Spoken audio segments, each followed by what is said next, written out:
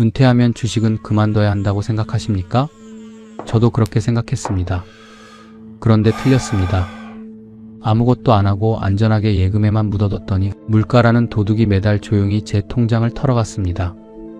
반대로 예전처럼 단타를 쳤더니 단 2달 만에 1,800만 원이 흔적도 없이 증발했습니다. 평생을 주식판에 불나방으로 살며 이미 서울 외곽 아파트 한 채 값을 날려 먹은 미련한 저였습니다. 정신을 차리고 보니 내 나이 62, 수중에 남은 은퇴 자금으로 투자를 해도 망하고 안 해도 녹아내리는 잔인한 외통수의 벼랑 끝. 63세 저는 그 벼랑 끝에서 처음으로 진짜 투자를 배웠습니다. 사연 시작하기 전에 구독과 좋아요, 알림 설정 부탁드립니다. 여러분의 작은 손길이 영상을 만드는데 큰 힘이 됩니다. 돌아보면 참 미련했고 오만했습니다. 60이 넘은 지금 긴 직장 생활을 마치고 조용히 앉아 지난 세월을 되짚어보면 한숨부터 나옵니다. 후회가 없는 인생이 어디 있겠냐만 나는 유독 같은 실수를 너무 오래, 너무 여러 번 반복했습니다. 돈 앞에서만큼은 평생 철이 들지 않았던 사람. 그게 나였습니다. 입사는 운이 좋았습니다. 남들 다 부러워하는 대기업 배지를 달고 사회생활을 시작했습니다. 처음 월급 통장에 찍힌 숫자를 보던 날 버스 안에서 혼자 실실 웃었던 기억이 납니다. 이제 시작이다. 열심히 모으면 된다. 그때는 정말 그렇게 믿었습니다. 그런데 막상 살아보니 월급이라는 게 참 얄팍했습니다. 고정된 숫자는 언제나 제자리인데 세상 물가는 해마다 조금씩 올랐습니다. 결혼하고 아이 생기고 전세 올려주고 나면 손에 남는 게 없었습니다. 열심히 일하는데 왜 나는 제자리인가? 그 답답함이 늘 가슴 한쪽에 박혀 있었습니다. 그러던 30대 중반 어느 날이었습니다. 같은 부서 선배가 점심을 먹다가 슬쩍 말을 꺼냈습니다. 야, 나 저번 달에 주식으로 월급만큼 벌었다. 가슴이 쿵 내려앉는 느낌이었습니다. 월급만큼을 한 달 만에. 일은 나보다 적게 하는 것 같은 그 선배가 말입니다. 그날 오후 퇴근길에 홀린 듯 증권사 객장 안으로 들어갔습니다. 커다란 전광판에 빨갛고 파란 숫자들이 정신없이 깜빡이고 사람들이 단말기 앞에 줄을 서서 시세표를 매섭게 째려보고 있더군요. 그 열기에 숨이 턱 막히면서도 묘한 해방감이 들었습니다. 처음엔 소액이었습니다. 월급에서 조금씩 떼어 계좌를 텄습니다. 남들 사는 종목을 대충 따라 샀는데 얼마 뒤에 보니 월급의 반이나 되는 돈이 불어 있었습니다. 그 돈이 그렇게 크게 느껴질 수가 없었습니다. 회식 자리에서 자랑을 했더니 다들 부러워했습니다. 그게 화근이었습니다. 돈의 맛을 본 뒤로는 판돈을 키웠습니다. 그러다 어느 종목 하나가 소문도 없이 폭락하더군요. 며칠 만에 수백만 원이 증발했습니다. 손절하고 나서 허탈했습니다. 그런데 이상하게 멈출 수가 없었습니다. 잃은 걸 되찾아야 한다는 생각이 머릿속에서 떠나질 않았습니다. 그때부터 본격적인 단타가 시작됐습니다. 점심시간이면 밥도 대충 때우고 증권사로 달려가 전광판 앞에 서 있었습니다. 시세판을 보다 보면 오르는 종목이 눈에 들어왔고 올라가는 걸 보면 사고 싶어졌습니다. 사고 나면 더 오를 것 같았고 조금 내리면 불안해서 팔았습니다. 그 짧은 감정의 롤러코스터를 매일 반복했습니다. 40대로 넘어오면서 판이 더 커졌습니다. 컴퓨터로 주식을 하는 시대가 오면서 이제는 객장에 가지 않아도 어디서든 주문을 넣을 수 있게 됐습니다.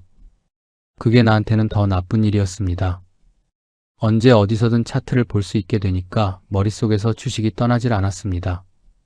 새벽에 미국 시장 확인하고 자고 아침에 눈 뜨자마자 국내 시세부터 봤습니다. 회의 중에도 모니터 구석에 몰래 창을 띄워놓고 시세를 확인했습니다. 퇴근하고 집에 와서도 컴퓨터 앞에 앉아 밤늦게까지 내일 살 종목을 골랐습니다. 그러면서 적금을 깼습니다. 비상금을 털었습니다. 한 번은 대출까지 크게 끌어다 계좌에 넣었습니다. 이번 한 번만 제대로 터뜨리면 된다는 생각으로. 하지만 그 돈마저 몇 달 만에 흔적도 없이 반토막이 났습니다. 대출 이자는 매달 꼬박꼬박 나갔고 그걸 메우려고 또 단타를 쳤습니다. 잃으면 또 치고 잃으면 또 쳤습니다. 그뿐만이 아니었습니다. 50대 초반 어느 날에는 친구 놈 말만 듣고 기획부동산에 속아 지도에도 제대로 나오지 않는 산자락 맹지에 큰돈을 묻었습니다. 고속도로가 뚫리네, 개발이 되네 하던 그 땅은 지금도 그냥 숲을만 우거진 채 묶여 있습니다. 평생 시장에 바친 돈을 합산해 본 적이 있습니다. 주식 단타 손실, 대출 이자, 맹지 투자, 각종 테마주 유료 리딩방 결제까지 어림잡아도 서울 외곽 아파트 한 채 값은 너끈이 됩니다. 그 돈이 다 어디로 갔냐고요. 시장에 수업료로 바쳤습니다. 그것도 아무것도 배우지 못한 채로 말입니다. 예순의 회사를 나왔습니다. 정확히는 나온 게 아니라 나와야 했습니다. 임원 문턱에서 한번 미끄러지고 나서 조직이 나를 더 이상 필요로 하지 않는다는 걸 느끼는 데는 그리 오랜 시간이 걸리지 않았습니다. 마지막 출근 날 30년 넘게 다닌 회사 정문을 나서면서 뒤를 돌아봤습니다. 건물은 아무 일도 없다는 듯 그 자리에 서 있었습니다. 나 하나 없어진다고 달라지는 건 아무것도 없었습니다. 그날 저녁 아내가 미역국을 끓여줬습니다. 수고했어요. 딱 3글자였습니다. 그 말이 왜 그렇게 가슴에 걸렸는지 모릅니다. 처음 한두 달은 솔직히 좋았습니다. 매일 아침 6시에 울리던 알람이 없어졌습니다. 출근 지하철에 몸을 우겨넣지 않아도 됐습니다. 늦은 아침을 먹고 동네 한 바퀴 걷고 오후엔 책이나 뒤적이는 생활. 30년 넘게 꿈꿔온 여유였습니다. 그런데 그 여유가 딱 2달을 넘기지 못했습니다. 3번째 달 초 아내가 통장 정리를 하다가 조용히 말했습니다. 여보, 이번 달에 또 생활비 나갔어요. 당연한 말이었습니다. 그런데 그 당연한 말이 그날따라 예사롭지 않게 들렸습니다. 저는 아무 말 없이 핸드폰을 꺼내 은행 앱을 열었습니다. 평생의 대가로 쥐어든 퇴직금 4억 원. 그 숫자를 보는데 갑자기 손이 서늘해졌습니다. 그때 방에 들어가 가만히 계산기를 두드려 봤습니다. 우리 부부 한 달 생활비가 대략 250만 원이었습니다. 관리비, 식비, 병원비, 경조사에 아직 자리 잡지 못한 자식놈 뒷바라지까지 합치면 어떤 달은 300도 훌쩍 넘었습니다. 가장 무서운 건 이 돈이 무조건 나간다는 겁니다. 주식이 오르든 내리든 경기가 좋든 나쁘든 내가 아프든 멀쩡하든 매달 250만 원은 그냥 사라집니다. 퇴직금 4억에서 매달 250만 원씩 뺀다면 단순 계산으로 열세에 조금 넘게 버티는 돈이었습니다. 60에 은퇴했으니 73이면 이 돈이 완전히 바닥난다는 소리였습니다. 그 숫자를 머릿속에서 굴리는 동안 등줄기가 서늘해졌습니다. 73세 통장이 완전히 멈춰버리면 나는 어떻게 되는 건가? 그때를 돌아봐도 수입 없이 잔고만 깎여나갈 때의 그 공포는 여전히 살 떨리는 기억입니다. 그리고 또 하나 제가 미처 생각하지 못했던 게 있었습니다. 물가였습니다. 은퇴하기 전에는 물가가 오른다는 게 어디 먼 나라 이야기처럼 들렸습니다. 월급이 해마다 조금씩 올랐으니까 물가가 오르는 게 피부에 크게 와닿지 않았습니다. 월급이라는 단단한 방패가 있었으니까요. 그런데 월급이 끊기고 나서야 처음으로 물가의 실체를 봤습니다. 마트에 가서 장을 봅니다. 작년에 1,800원 하던 두부가 2,200원이 됐습니다. 삼겹살 한 근에 2만 원 가까이 합니다. 외식 한번 하면 두 사람에 4만 원이 훌쩍 넘습니다. 치과에 갔더니 예전에 15만 원 하던 치료가 22만 원이 됐다고 합니다. 한 품목 한 품목은 얼마 오르지 않은 것 같아도 전부 합치면 체감 생활비는 해마다 눈에 띄게 늘어납니다. 그때 4억을 예금에만 넣어두면 안전할 줄 알았는데 물가 상승률을 연 3%만 잡아도 10년 뒤에는 그 4억이 사실상 2억 몇천만 원 수준이 가치로 쪼그라드는 셈이었습니다. 통장 숫자는 그대로인데 그 숫자로 살 수 있는 삶의 질이 조용히 꾸준히 줄어드는 겁니다. 그 사실을 직면하는 순간 식은땀이 흘렀습니다. 그러면서 자연스럽게 다시 손이 갔습니다. 주식이었습니다. 예, 또 주식이었습니다. 평생 그렇게 당하고도 또였습니다. 변명을 하자면 그때 제 심리 상태가 그랬습니다. 매달 통장에서 돈이 빠져나가는 걸 눈뜨고 보고 있자니 견딜 수가 없었습니다. 수입은 없고 지출은 있는 이 구조가 너무 불안했습니다. 뭐라도 해서 줄어드는 잔고를 메워야 할 것 같았습니다. 퇴직금 4억 중 5천만 원을 꺼냈습니다. 이 정도면 큰돈 아니지. 잃어도 3억 5천이 남으니까. 지금 생각하면 소름이 돋는 논리입니다만 그때는 그게 합리적인 판단처럼 느껴졌습니다. 단타를 다시 시작했습니다. 아침에 눈을 뜨면 제일 먼저 핸드폰으로 장 시작 전 시세를 확인했습니다. 오르는 종목, 거래량 급등 종목, 뉴스의 이름 오르내리는 종목을 골라 매수 버튼을 눌렀습니다. 오르면 팔고 내리면 버텼습니다. 버티다 더 내리면 손절했습니다. 그 결과는 굳이 말씀드리지 않아도 짐작하시겠죠. 2달 만에 5천만 원이 3,200만 원이 됐습니다. 1,800만 원이 증발했습니다. 2달 만에 말입니다. 그날 저는 컴퓨터 앞에 한참을 멍하니 앉아 있었습니다. 아내는 거실에서 TV를 보고 있었고 저는 안방 문을 닫고 혼자 숫자를 들여다봤습니다. 줄어든 퇴직금, 아직 몇십 년은 더 살아야 할 남은 시간, 매달 나가는 생활비, 조용히 오르는 물가, 이 숫자들이 한꺼번에 머릿속에서 충돌했습니다. 이러면 안 된다. 이러다가 진짜 큰일 난다. 처음으로 제 상황이 무서워졌습니다. 젊었을 때의 손실은 달랐습니다. 그때는 다음 달 월급이 들어왔습니다. 잃어도 시간이 메워졌습니다. 하지만 지금은 다릅니다. 지금 잃으면 그냥 끝나는 겁니다. 되돌아올 월급이 없습니다. 만회할 기회가 없습니다. 몸도 예전 같지 않습니다. 밤새 차트 보며 버틸 체력도 이제는 없습니다. 은퇴 후의 손실은 젊었을 때와 차원이 다른 문제였습니다. 그걸 2달 만에 1,800만 원을 날리고 나서야 뼈저리게 깨달았습니다. 그런데 문제는 그렇다고 아무것도 안 할 수도 없다는 거였습니다. 단타를 하면 잃고 그렇다고 가만히 두면 물가에 녹아내리고 어떻게 해야 하는 건가? 그 답을 찾기까지 저는 또 한 번 큰 대가를 치러야 했습니다. 은퇴하고 딱 1년이 지난 어느 봄날이었습니다. 아들 녀석이 모처럼 집에 왔습니다. 32, 직장 다닌 지 몇 년 됐고 자취하며 나름 자기 생활 꾸려가는 녀석입니다. 평소엔 바쁘다는 핑계로 한 달에 한 번 얼굴 비추기도 어려웠는데 그날은 주말도 아닌 평일 저녁에 갑자기 문을 열고 들어왔습니다. 아버지 드릴 말씀이 있어서요. 밥상을 앞에 두고 녀석이 꺼낸 첫 마디였습니다. 아내가 옆에서 눈을 반짝였습니다. 아마 직감했겠죠. 저도 어렴풋이 짐작은 했습니다. 결혼하려고요. 기뻐야 했습니다. 당연히 기뻐야 하는 순간이었습니다. 32해 동안 큰 탈 없이 자라줬고 제 밥벌이 든든히 하고 있고 이제 평생 함께할 짝을 찾아 가정을 꾸린다는데 아비로서 두 손 번쩍 들고 환하게 웃어줘야 마땅했습니다. 그런데 저는 그 순간 아들 눈을 바라보며 억지로 웃는 신용을 하면서도 머릿속으로는 무섭게 계산기를 두드리고 있었습니다. 결혼식 비용이 얼마나 들지? 신혼집은 어떻게 해줘야 하나? 전세 보증금이라도 몇 천은 보태줘야 하는 거 아닌가? 숫자들이 줄줄이 머릿속을 스쳐 지나갔습니다. 아들이 말을 이었습니다. 같은 회사 다니는 사람이에요. 신혼집은 인천 쪽에 작게 전세로 시작해보려고요. 아내가 어머 잘됐다 하면서 아들 손을 꽉 잡았습니다. 저는 가슴이 무거워진 채로 그래 잘했다 한마디 뱉고는 밥숟가락을 들었습니다. 더 깊게 묻지 못했습니다. 솔직히 물어볼 용기가 나지 않았습니다. 그날 밤이었습니다. 아들은 밥만 먹고 일찍 돌아갔고 아내는 설거지를 하면서 혼자 콧노래를 흥얼거리고 있었습니다. 집안에 모처럼 활기가 돌았습니다. 저는 조용히 베란다로 나갔습니다. 봄이었지만 밤바람은 아직 시렸습니다.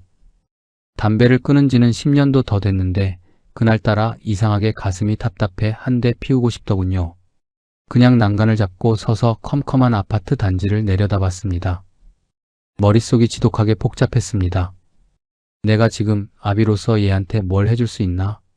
요즘 애들 결혼하는데 돈이 얼마나 드는지 대충은 알고 있었습니다. 뉴스에서도 맨날 나오고 주변 친구들 자식 장가 보내는 걸 옆에서 지켜봐 왔으니까요. 결혼식 비용에 신혼집 보증금 조금 보태주려면 최소 1억에서 2억은 정말 눈 깜짝할 새 사라집니다. 그 돈을 어디서 꺼냅니까? 결국 내 퇴직금에서 꺼내야죠. 그런데 내 퇴직금은 이미 예순에 들고 나온 4억 원이 아니었습니다. 지난 1년 동안 들어오는 돈 없이 생활비로만 3천만 원이 나갔고 은퇴 직후에 정신 못 차리고 단타 치다가 날려먹은 1,800만 원까지 합치면 벌써 4,800만 원이 증발한 상태였습니다. 통장엔 겨우 3억 5천만 원 남짓이 남아 있었죠. 거기서 아들놈 결혼 자금으로 최소 1억을 떼어주고 나면 내 수중에 남는 건 2억 중반이 전부였습니다. 2억 중반을 가지고 앞으로 다가올 30년의 세월을 버텨야 하는 겁니다. 매달 250만 원씩 꼬박꼬박 새어나가는 생활비는 그대로인데 말입니다. 난간을 잡은 손에 힘이 하얗게 들어갔습니다. 참 기분이 이상하더군요. 자식 결혼 소식을 들은 날인데 기쁨보다 두려움이 가슴을 짓눌렀습니다. 그 두려움이 너무 생생해서 제 자신이 그렇게 초라하고 비참할 수가 없었습니다. 좋은 아버지라면 이런 날 밤새 춤이라도 춰야 하는 거 아닌가. 그런데 나는 왜 축하보다 돈 걱정부터 하고 있나. 평생 열심히 살았다고 자부했습니다. 대기업 30년 넘게 다니며 아프다는 소리 한번 제대로 못하고 가족을 위해 버텼습니다. 그런데 정작 자식 인생에서 가장 눈부신 순간에 나는 당당하게 내어줄 힘이 없어 축하 한마디를 머뭇거리고 있었습니다. 그 생각이 드는 순간 목이 메어왔습니다. 나이 61에 베란다 어둠 속에서 혼자 눈물을 꾹 참는 아비의 모습이 너무 처량했습니다. 그날 밤 저는 결국 한숨도 자지 못했습니다. 아내 옆에 누워 컴컴한 천장만 바라봤습니다. 아내는 속도 없이 기분이 좋았는지 금방 깊은 잠에 빠져들더군요. 그 가벼운 숨소리를 들으며 저는 머릿속으로 지울 수 없는 숫자를 계속 굴렸습니다. 퇴직금 3억 5천, 아들 결혼 지원 1억, 남는 돈 2억 중반, 매달 생활비 250, 남은 수명 30년 이리저리 맞춰봐도 도저히 답이 나오지 않는 잔인한 퍼즐이었습니다. 그러다 문득 잔인한 가정이 머릿속을 스쳤습니다. 만약 내가 젊은 날 날려먹은 그 돈들이 그대로 남아있었다면, 그 수많은 단타 손실, 기획부동산 맹지에 묻은 돈, 코인으로 날린 돈들이 지금 고스란히 이 통장에 있었다면, 그랬다면 나는 오늘 밤 이렇게 천장을 보며 비참하게 숫자 계산을 하고 있지는 않았을 겁니다. 후회라는 게 참 칼날 같더군요. 이미 지나간 일이고 돌이킬 수 없다는 걸 알면서도 그 뾰족한 칼날이 가슴을 사정없이 비집고 들어왔습니다. 새벽 2시가 넘어설 무렵 벼랑 끝에서 겨우 결심 하나를 굳혔습니다. 이대로 손 놓고 무너질 수는 없다. 아들의 앞날을 축하해 줄 돈은 어떻게든 기쁘게 마련해 줄 겁니다. 그건 아비로서 마땅히 해야 할 도리이니까요. 하지만 내 은퇴 자금을 그냥 쪼개서 주기만 하고 끝내서는 안 됐습니다. 남은 돈으로 숨죽이며 버티는 게 아니라 남은 돈이 나를 위해 일하게 만드는 방법을 찾아야 했습니다. 들어오는 수입이 없는 게 문제가 아니었습니다. 수입이 나오도록 구조를 만들지 않는 내 무지가 문제였습니다. 월급은 멈췄지만 내 월급을 대신해 줄 무언가를 반드시 만들어야 했습니다. 예전처럼 하루아침에 대박을 노리는 도박이 아니라 매달 조금씩이라도 꼬박꼬박 현금이 들어오는 단단한 구조. 그때는 그게 뭔지 정확히 몰랐습니다. 하지만 내 남은 인생을 걸고 반드시 찾아내야 한다는 것만큼은 뼈저리게 분명해졌습니다. 그 61의 봄날 밤이 제 인생의 진짜 후반전이 시작된 순간이었습니다. 새벽에 결심을 굳히고 나서 저는 다음 날부터 움직이기 시작했습니다. 남은 돈을 묶어두고 한 달에 손에 쥐어진 예금 이자가 채 80만 원도 안 되더군요. 우리 부부 최소 생활비가 250만 원인데 이자로 겨우 80만 원을 맞고 나면 나머지 170만 원은 여전히 매달 원금에서 생사를 깎아 먹듯 빠져나갔습니다. 은행에 꽁꽁 묶어놔도 통장 잔고가 우하향하는 건 똑같았습니다. 속도가 조금 느려졌을 뿐 바닥을 향해 가는 방향은 정해져 있었던 겁니다. 거기다 물가라는 놈까지 계산에 넣으니 정신이 아득해졌습니다. 예금 금리가 아무리 좋아봐야 치솟는 물가를 생각하면 실질적으로 남는 게 없었습니다. 지금 이 돈을 예금에만 안전하게 묻어두고 10년, 20년이 지나면 통장 표면의 숫자는 그대로일지 몰라도 그 돈으로 살 수 있는 장바구니 가치는 반토막이 날 게 뻔했습니다. 예금은 내 돈을 지켜주는 방패가 아니었습니다.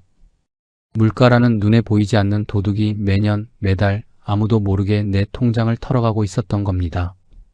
단타를 치면 시장에 뜯기고 예금만 하면 물가에 녹아내리는 잔인한 외통수.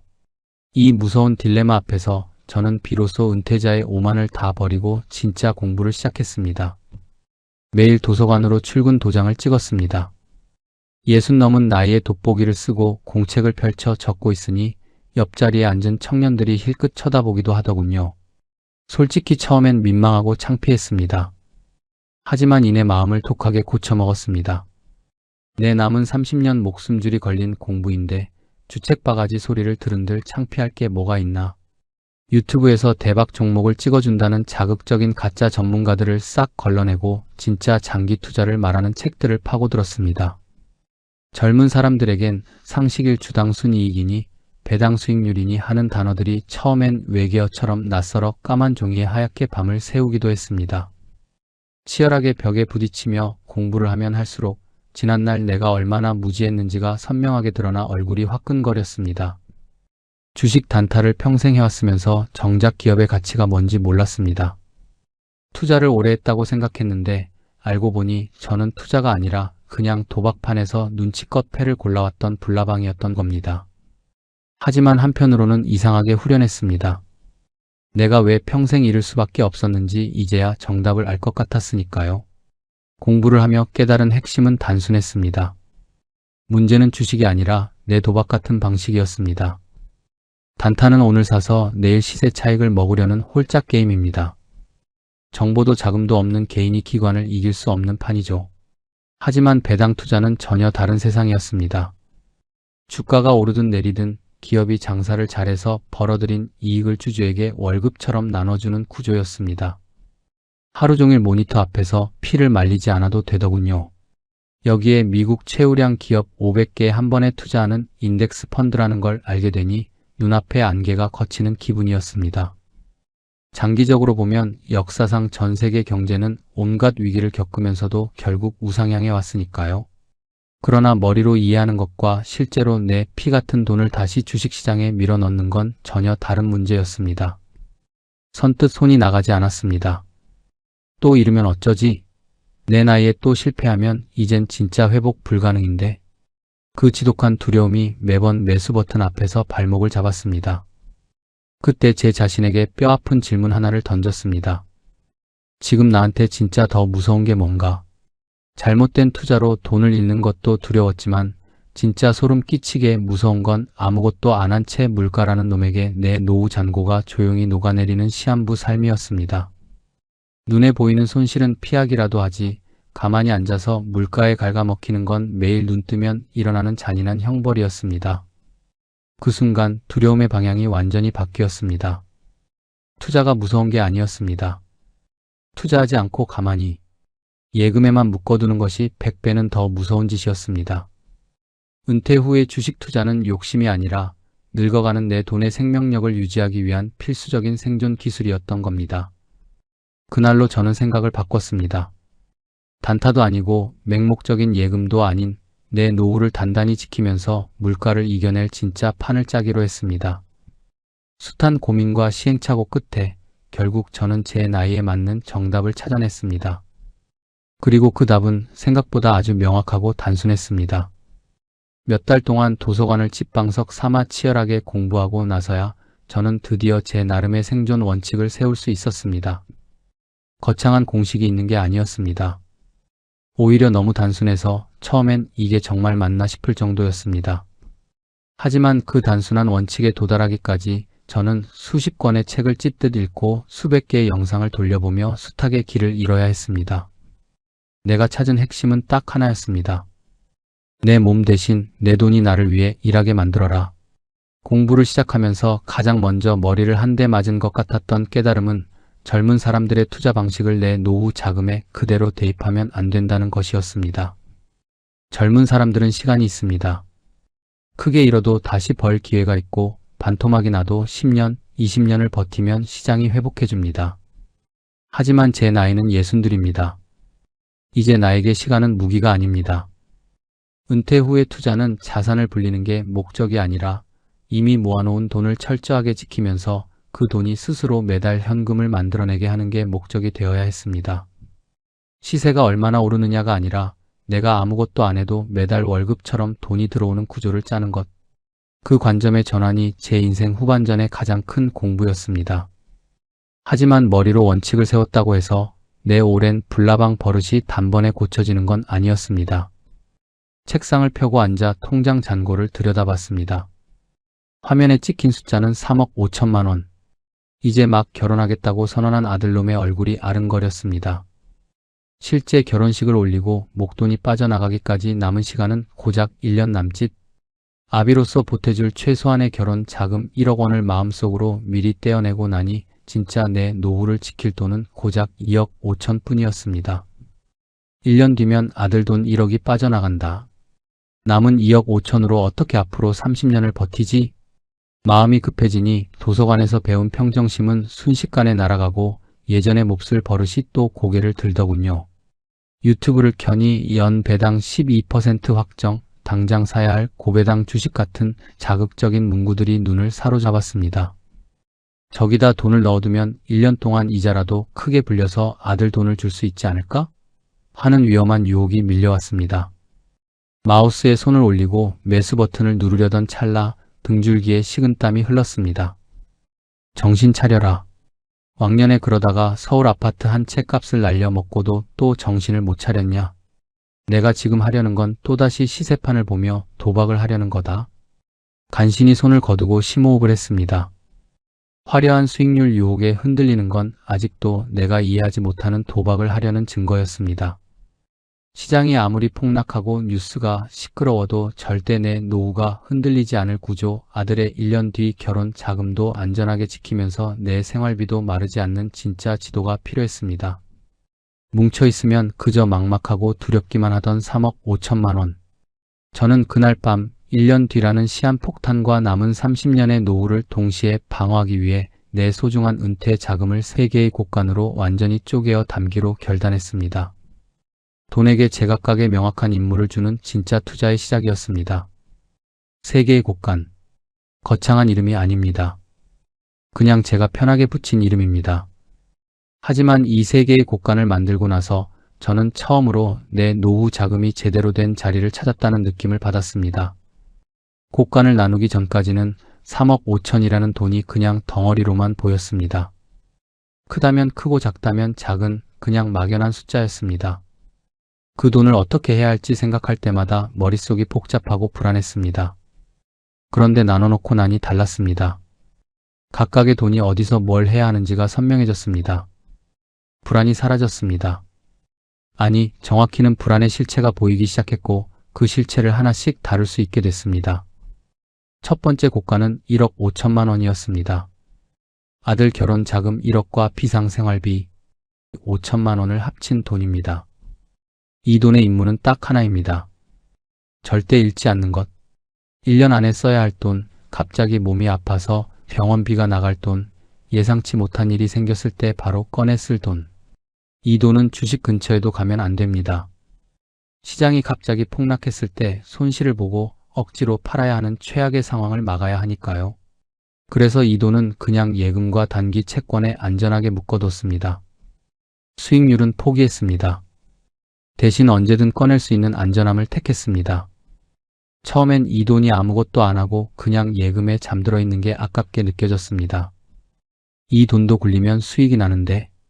하지만 금방 생각을 고쳤습니다. 이 돈의 역할은 수익을 내는 게 아닙니다. 나머지 두 곳간이 흔들릴 때 내가 버틸 수 있게 해주는 방패입니다. 방패에 칼날을 세우려다가 방패를 망가뜨리는 어리석은 짓은 하지 않기로 했습니다. 두 번째 곳간은 1억이었습니다. 이 돈의 임무는 끊긴 월급을 대신하는 것이었습니다. 매달 현금이 들어와야 했습니다. 생활비를 원금에서 깎아먹는 구조가 아니라 돈이 스스로 돈을 벌어다 주는 구조가 필요했습니다. 그래서 이 돈은 배당 자산에 넣었습니다. 국내외 우량 배당주와 월배당 ETF를 조합했습니다. 한 종목에 몰빵하지 않고 여러 자산에 나눠 담았습니다. 어느 한 기업이 배당을 줄여도 나머지가 버텨줄 수 있도록. 처음엔 배당 수익률이 얼마나 되는지만 보고 고르려 했습니다. 그런데 공부를 하고 나니 배당 수익률이 지나치게 높은 건 오히려 위험 신호라는 걸 알았습니다. 연 배당 10%, 12%를 광고하는 상품들은 대부분 원금을 갉아먹거나 배당이 지속되기 어려운 구조였습니다. 그래서 화려한 수익률보다는 꾸준함을 택했습니다. 수십 년째 배당을 한 번도 줄이지 않은 기업들, 경기가 좋을 때도 나쁠 때도 꼬박꼬박 배당을 지급해온 자산들, 그런 것들을 골랐습니다. 1억을 배당 자산에 넣고 나니 한 달에 들어오는 배당금이 얼마나 됐을까요? 처음엔 많지 않았습니다.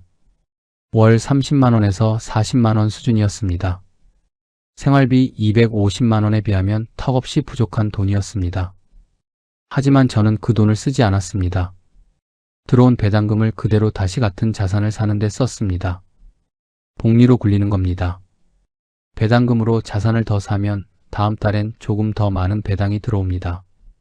그 배당으로 또 사면 그 다음 달엔 또 조금 더 들어옵니다. 눈에 띄게 빠른 속도는 아닙니다. 하지만 멈추지 않는 속도입니다.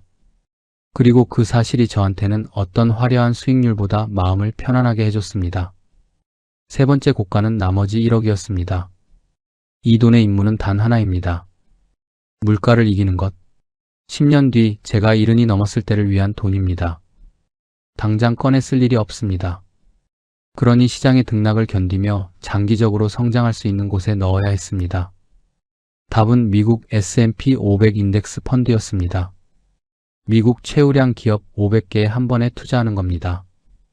애플, 마이크로소프트, 아마존, 구글, 이름만 들어도 아는 기업들이 다 들어 있습니다. 어느 한 기업이 흔들려도 나머지가 버텨줍니다. 지난 수십 년 역사를 보면 미국 시장은 대공황도, 오일 쇼크도, 닷컴 버블도, 금융위기도, 코로나 팬데믹도 버텨내고 결국 우상향해 왔습니다. 단기적으로는 오르내리지만 길게 보면 방향은 위였습니다. 저는 이 돈에 대해서는 욕심을 내지 않기로 했습니다. 사지도 않고 팔지도 않습니다. 그냥 묻어둡니다. 시장이 폭락하는 뉴스가 나와도 보지 않습니다. 어차피 10년 뒤에 꺼낼 돈이니까요. 단 한 종목에 내 노후를 걸지 않아도 됩니다. 미국 경제 전체의 성장에 조용히 올라타는 겁니다. 그게 제 나이에 맞는 방식이었습니다. 새 곡간을 완성하고 나서 저는 한 가지를 더 다짐했습니다. 이 구조를 절대 흔들지 말자. 첫 번째 곡간 돈으로 주식을 사지 않는다. 두 번째 곡간 배당금으로 단타를 치지 않는다. 세 번째 곡간은 시장이 폭락해도 팔지 않는다. 이 세 가지 약속을 지키는 것. 그게 투자 실력보다 중요하다는 걸 공부를 마치고 나서야 알았습니다. 3억 5천이 3개의 곡간으로 나뉜 날 이상하게도 그 숫자가 처음으로 작아 보이지 않았습니다. 막연하게 덩어리로 뭉쳐 있을 때는 불안했는데 각각의 임무가 생기고 나니 든든했습니다. 지도는 완벽하게 그려졌고 그로부터 몇 달 뒤 제 통장에는 평생 겪어보지 못한 기적 같은 숫자가 찍히기 시작했습니다. 처음 배당금이 통장에 찍힌 날을 저는 아직도 생생하게 기억합니다. 날짜까지 잊혀지지 않습니다. 그해 가을 아침 10시가 조금 넘은 시각이었습니다. 폰을 쥐고 멍하니 있는데 문자 한 통이 요란하게 울리더군요. 입금 32만원. 발신인은 증권사였습니다.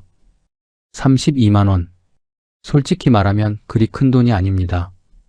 매달 나가는 우리 부부 생활비 250만원에 비하면 10분의 1 남짓밖에 안 되는 돈이죠. 젊은 시절 불나방 같았던 저였다면 코웃음을 쳤을 금액입니다. 장 시작하고 단타 한 번 잘못 치면 채 5분도 안 돼서 날아가던 푼돈이었으니까요. 그런데 참 이상했습니다. 그 핸드폰 화면에 찍힌 32만원을 가만히 들여다보는데 뜨거운 것이 왈칵 쏟아지며 눈물이 날 것 같았습니다. 한참을 안방 침대에 혼자 앉아서 그 숫자를 보고 또 봤습니다. 부엌에서는 아내가 달가닥거리며 점심을 차리는 소리가 들려왔습니다. 아, 내 돈이 드디어 나를 위해 일을 했구나. 그 생각이 드는 순간 가슴 어딘가가 꽉 막힌 것처럼 뭉클해졌습니다. 생각해보면 저는 평생 돈을 위해서만 일해왔습니다. 30년 넘게 매일 아침 지독한 알람 소리에 눈을 뜨고 출근 지하철에 온몸을 구겨넣고 상사 눈치 보며 야근을 하고 주말까지 반납해가며 몸을 갈아 넣었습니다. 그렇게 내 피와 땀을 바쳐서 번 돈으로 가족을 먹여 살렸습니다. 그런데 이제 내가 아무것도 안 했는데 돈이 들어왔습니다. 내가 깊은 잠에 빠져 자는 동안에도 아내와 동네 공원을 산책하는 동안에도, 마주 앉아 밥을 먹는 동안에도 내 돈은 저 세상 어딘가에서 조용히 밤낮 없이 일을 하고 있었던 겁니다. 그리고 그 정직한 결과물이 32만 원이라는 숫자로 제 통장에 찍힌 것이었습니다. 금액의 크기가 중요한 게 아니었습니다. 내가 도서관에서 밤을 새우며 찾아낸 그 생존의 구조가 현실에서 실제로 작동하고 있다는 사실 그 자체가 경이로웠습니다. 특히 내가 주로 심어놓은 미국 주식과 월배당 자산들은 한국 주식처럼 1년에 한 번 주는 게 아니라 매달 꼬박꼬박 배당을 통장에 꽂아주었습니다. 저는 그 돈을 단 한 푼도 쓰지 않고 매달 통장에 들어오는 족족 다시 똑같은 주식을 사 모으는 데 전부 재투자했습니다. 복리의 눈덩이를 굴리기 시작한 겁니다. 이번 달에 나온 배당금 32만 원으로 주식을 몇 주 더 사 모으면 신기하게도 바로 다음 달에는 그 주식들이 또 새끼를 쳐서 32만 2천 원, 32만 5천 원. 아주 미세하지만 확실하게 숫자가 불어나더군요. 눈에 띄게 폭발적인 속도는 아니었습니다. 하지만 매달 내 눈으로 확인하는 절대로 멈추지 않고 잔잔하게 올라가는 진짜 수입이었습니다. 그 숫자를 매달 확인하는 기분은 예전에 매일 아침 피를 말리며 주식 시세판을 확인하던 것과는 차원이 다른 평온함을 주었습니다. 예전엔 아침 9시만 되면 심장이 찢어질 것처럼 두근거렸습니다. 하지만 그 두근거림은 설렘이 아니라 지독한 불안이었습니다. 오늘은 얼마를 잃을까 떨어졌는데 지금이라도 팔아야 하나. 하루 종일 그 불안이 영혼을 잠식했었죠. 하지만 매달 정해진 날에 배당금 문자를 기다리는 삶은 달랐습니다. 주가가 오르든 내리든 기업이 장사를 잘해주주에게 나눠주는 돈이기에 나는 그냥 가만히 내 일상을 살며 기다리면 그만이었습니다. 처음으로 제 인생에서 투자가 편안한 안식처가 된 순간이었습니다. 배당금이 매달 단단하게 불어나는 걸 보며 저는 조용히 미래의 노후 지도를 다시 그려보았습니다. 지금 이 속도로 배당금을 쓰지 않고 불려나간다면 5년 뒤엔 매달 60만 원, 10년 뒤엔 100만 원이 넘는 제2의 월급이 완성된다는 계산이 나왔습니다. 그리고 그때쯤이면 세 번째 곳간에 묻어둔 미국 S&P 500 통장도 물가 상승률을 방어하며 단단하게 자라나 있겠죠. 여기에 이제 곧 나오기 시작할 우리 부부의 국민연금도 든든한 버팀목이 되어줄 터였습니다. 대기업 30년 근속의 아내 목까지 합치면 부부 합산으로 한 달에 200만 원이 훌쩍 넘는 돈이 들어올 테니까요. 매달 나오는 연금에 이 배당금 구조까지 더해진다면 매달 생사를 깎아 먹듯 퇴직금 원금을 축내던 그 무시무시한 우하양에 더돼서 비로소 완전히 탈출할 수 있겠다는 확신이 들었습니다. 그 그림이 눈앞에 선명해지는 순간 거짓말처럼 처음으로 내 나이 70이 두렵지 않았습니다. 75도 80의 나이도 상관없었습니다. 내가 늙고 병들어 쓰러지는 그날까지 내 자본이 나를 위해 일하는 이 마르지 않는 샘물이 작동하고 있다면 더 이상 자식에게 짐이 될 일도 노후 빈곤에 시달릴 일도 없겠다는 평온함이 찾아왔습니다. 물론 과정이 늘 탄탄대로만은 아니었습니다. 배당금을 한 푼, 두 푼 재투자하면서도 문득문득 예전의 불나방 버릇이 흔들리는 순간들이 찾아왔습니다. 내가 믿고 묻어둔 배당주가 뉴스 한 줄에 한 달 새 10% 가까이 곤두박질 치던 날이 바로 그랬습니다. 그날 저녁 손이 근질거렸습니다. 팔고 싶었습니다. 더 내려가기 전에 손절하고 다른 걸 찾고 싶었습니다. 예전 같았으면 이미 매도 버튼을 눌렀을 겁니다. 그런데 저는 앱을 닫았습니다. 대신 스스로에게 물었습니다. 이 기업이 망한 건가? 아니면 시장이 잠깐 흔들린 건가? 답은 분명했습니다. 기업은 여전히 멀쩡했습니다. 수십 년째 배당을 줄인 적 없는 기업이었습니다. 주가가 내려갔을 뿐 배당은 이번 달에도 어김없이 들어왔습니다. 그리고 첫 번째 곳간에 생활비가 따로 있었습니다. 당장 이 돈이 필요하지 않았습니다. 억지로 팔아야 할 이유가 없었습니다. 저는 그냥 버텼습니다. 한 달 뒤 주가는 제자리를 찾았습니다. 그 한 달 동안에도 배당금은 들어왔습니다. 버텼더니 손실도 없었고 배당도 그대로였습니다. 그때 비로소 실감했습니다. 새 곳간 구조가 단순히 돈을 나누는 방법이 아니었습니다. 흔들리는 순간에 내가 나쁜 결정을 내리지 않도록 막아주는 안전장치였습니다. 당장 쓸 돈이 따로 있으니 버틸 수 있었고 버텼으니 손실을 피할 수 있었습니다. 투자 실력이 아니었습니다. 구조가 저를 지켜준 겁니다. 63이 된 지금 저는 매달 배당금 문자가 오기를 편안하게 기다립니다. 금액은 처음보다 아주 조금씩 늘었습니다. 아직은 우리 부부 생활비 전부를 충당하기엔 턱없이 부족한 돈입니다. 하지만 매달 꼬박꼬박 나오는 국민연금과 합쳐지니 생활비의 상당 부분이 채워지기 시작하더군요. 매달 통장 잔고를 보며 생사를 깎아 먹듯 원금을 축내던 불길한 우하양의 곡선이 처음보다 훨씬 완만해졌습니다. 그리고 세 번째 곡간에 묻어둔 S&P 500은 제 눈길 한번 주지 않아도 저 혼자 조용히 자라고 있습니다. 매일 보지 않아도 됩니다. 장이 열렸나 확인하지 않아도 됩니다. 그냥 없는 돈셈 치고 묻어두면 그만입니다. 그 사실 하나가 예전에 매일 아침 시세판을 들여다보며 피를 말리던 저와 완전히 다른 삶을 만들어 주었습니다. 가끔 오랜만에 만난 주변 친구들이 묻습니다. 자네 요즘도 주식하나? 은퇴하고 주식하면 패가 망신한다는데. 그럼 저는 그냥 씩 웃으면서 대답합니다. 하긴 하네. 근데 예전이랑은 완전히 다르게 하고 있어. 그러면 다들 눈을 동그랗게 뜨고 어떻게 다르냐고 되묻습니다. 예전엔 주식이 제 삶을 완전히 지배했었습니다. 아침에 눈을 뜨면 밤새 미국 장이 어땠나 시세판부터 켰고 밥을 먹다가도 폰을 들여다봤고 잠들기 전에도 내일 장 시작을 걱정했습니다. 주가가 오르면 온 세상이 내 것 같다가도 떨어지면 하루가 통째로 망가졌습니다. 제 영혼과 감정이 시장 바닥에 완전히 종속돼 있었던 겁니다. 하지만 지금은 다릅니다. 주식이 오르든 내리든 제 하루는 고요하고 평온합니다.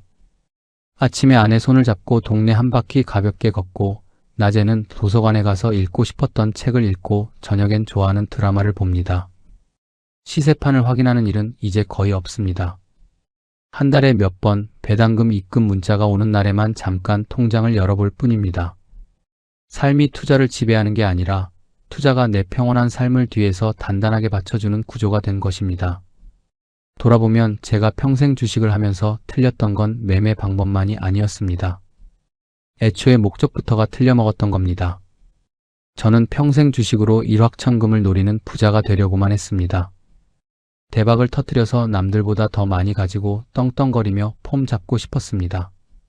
그 부질없는 욕심이 무리한 단타를 낳았고 단타가 쓰라린 손실을 낳았고 그 손실을 만회하려 또 다른 욕심을 부리는 악순환을 수십 년째 반복해왔던 겁니다. 그런데 60이 넘고 잔고가 바닥을 쳐보고 나서야 비로소 알았습니다. 노년의 투자는 부자가 되려고 하는 게 결코 아닙니다. 자식에게 당당하게 밥 한 끼 사주며 절대 손 벌리지 않을 권리. 몸이 쑤시고 아픈 날 돈 몇 푼 때문에 고된 일터에 억지로 나가지 않아도 될 권리. 먹고 싶은 것, 하고 싶은 것을 돈 때문에 구차하게 참지 않아도 될 권리. 그리하여 내 삶의 마지막 계절까지 내 두 발로 꼿꼿하고 당당하게 서 있을 권리. 그 최소한의 노년의 존엄을 지키기 위한 발버둥, 그것이 바로 노년의 투자가 존재하는 진짜 이유입니다. 저는 지금 대단한 자산가가 아닙니다. 3개의 곡간을 만들었을 뿐입니다. 대단한 포트폴리오도 없고 남들에게 자랑할 만한 화려한 수익률도 없습니다. 하지만 저는 지금 은퇴하고 3년 만에 처음으로 내 노후가 무섭지 않습니다. 매달 꼬박꼬박 배당금이 들어오고 평생 부은 국민연금이 들어옵니다. 내 미래를 실은 S&P 500은 알아서 자라고 있고 당장 소나기를 피할 비상금은 첫 번째 곡간에 안전하게 들어 있습니다. 이 정직한 구조가 살아있는 한 제 노후는 흔들리지 않고 괜찮을 겁니다. 제가 부끄러운 과거를 다 들춰내며 이 이야기를 꺼낸 건 제가 잘났다고 자랑하기 위함이 아닙니다. 오히려 그 반대입니다. 저처럼 평생 잘못된 방식으로 투자하다가 은퇴 후에야 겨우 정신을 차린 미련한 사람도 제대로 된 방향만 잡는다면 결코 늦지 않았다는 걸 동년배 여러분께 꼭 말씀드리고 싶었습니다. 60이 넘었어도 괜찮습니다. 쥐고 있는 퇴직금이 남들에 비해 많지 않아도 됩니다. 주식의 주자도 모르는 초보여도 아무 상관없습니다. 정말 중요한 건 가만히 앉아서 잔고가 녹아내리는 걸 구경만 하지 말고 지금 당장 방향을 바꾸는 것입니다. 단타로 대박을 노리는 도박을 멈추고 내 돈이 나를 위해 조용히 밤낮으로 일하는 단단한 구조를 만드는 것. 은퇴자에겐 그게 전부입니다. 은퇴 후 수입이 끊겨 매일 밤 통장 잔고가 줄어드는 게 두려우십니까? 예전에 저처럼 한탕을 노리다가 가슴에 피멍이 드셨습니까? 아니면 그냥 예금에만 넣어두고 보이지 않는 물가에 내 노후가 야금야금 녹아내리는 걸 지켜보고만 계십니까? 부디 기억하십시오. 노년의 투자는 욕심이 아닙니다. 대박을 노리는 투기는 더더욱 아닙니다. 내 남은 30년의 삶을 내 힘으로 존엄하게 살아갈 수 있도록 내 자본이 나를 위해 일하게 만드는 가장 현실적인 생존 기술입니다. 저는 63이 되어서야 비로소 이 평온함을 배웠습니다. 영상을 보시는 여러분은 미련했던 저보다 조금이라도 더 일찍 이 행복을 배우셨으면 좋겠습니다. 제 이야기가 여러분의 후반전 인생의 작은 나침반이 되기를 진심으로 바랍니다. 여러분의 일상이 늘 온전히 평온하시길 바라며 귀한 시간 내어 끝까지 함께 해주셔서 진심으로 고맙습니다. 황제주니까 LG니까 절대 배신 안 할 거다. 여러분 혹시 이런 생각 해보신 적 있으십니까? 좋은 회사 주식 하나 골라서 10년만 묻어두면 노후는 알아서 해결되겠지. 저도 그렇게 생각했습니다. 아니, 그렇게 믿었어요. 10년 동안 말입니다. 2016년 가을, 저는 생전 처음으로 매수 버튼을 눌렀습니다. 주당 100만원짜리 대기업 주식 매달 적금 풋듯이 한 주씩 성실하게 묵묵하게 모았습니다. 그리고 퇴직하던 날, 제 35년치 청춘이 담긴 퇴직금 3억 원을 그 주식에 전부 쏟아부었습니다.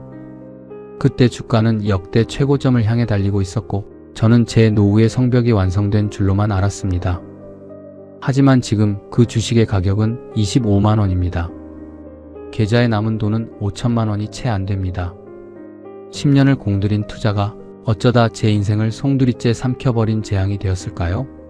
장기 투자라는 달콤한 이름 뒤에 숨겨진 잔인한 방치의 진실. 10년을 믿었던 황제주에게 배신당한 저 박만수의 피눈물 나는 고백을 지금 시작합니다. 사연 시작하기 전에 구독과 좋아요, 알림 설정 부탁드립니다. 여러분의 작은 손길이 영상을 만드는데 큰 힘이 됩니다. 저는 평생 주식이라는 걸 멀리하고 살았습니다. 젊은 시절부터 제 귀에 못이 박히도록 들어온 말이 있었거든요. 만수야, 주식은 도박이다. 남 좋은 일 시키는 거다. 회사 다닐 때 한눈 팔지 말고 성실하게 버텨서 퇴직금 받는 게 최고다. 저도 그렇게 믿었습니다. 아니, 그게 인생의 정답인 줄로만 알았습니다. 그렇게 35년을 한 회사에서 버텼습니다. 생산관리팀 말단으로 시작해서 과장 딱지를 달기까지요. 특별할 것 없는 직장 생활이었지만 성실함 하나만큼은 누구에게도 지지 않았습니다. 월급 받으면 적금부터 넣고 남은 돈으로 생활하고 또 여윳돈 생기면 다시 적금을 넣었어요. 그게 제 재테크의 전부이자 가족을 지키는 성벽이었습니다. 그런 제가 처음으로 주식이라는 세상에 발을 들인 건 2016년이었습니다. 계기는 참 싱거웠습니다. 회사 점심시간에 우리 팀 후배 하나가 스마트폰 화면을 뚫어져라 보면서 혼자씩 웃고 있더군요. 어이 김대리, 뭘 그렇게 재밌게 보나? 물었더니 주식 앱이랍니다. 삼성전자를 샀는데 꽤 짭짤하게 올랐다면서요. 그날 퇴근길 버스 안에서 저도 모르게 계산기를 두드려 봤습니다. 적금 금리가 얼마더라? 요즘 1%대 아닌가? 문득 작년에 은행 창구 직원이 했던 말이 귓가를 맴돌더군요. 고객님, 요즘 금리가 워낙 낮아서 적금만으로는 노후 준비가 좀 아쉽죠. 그때는 콧방귀를 뀌며 지나쳤던 그 말이 그날따라 왜 그렇게 묵직하게 가슴에 내려앉던지. 그날 밤 저는 처음으로 증권사 앱을 검색했습니다. 화면은 복잡하고 용어는 무슨 외계어 같더군요.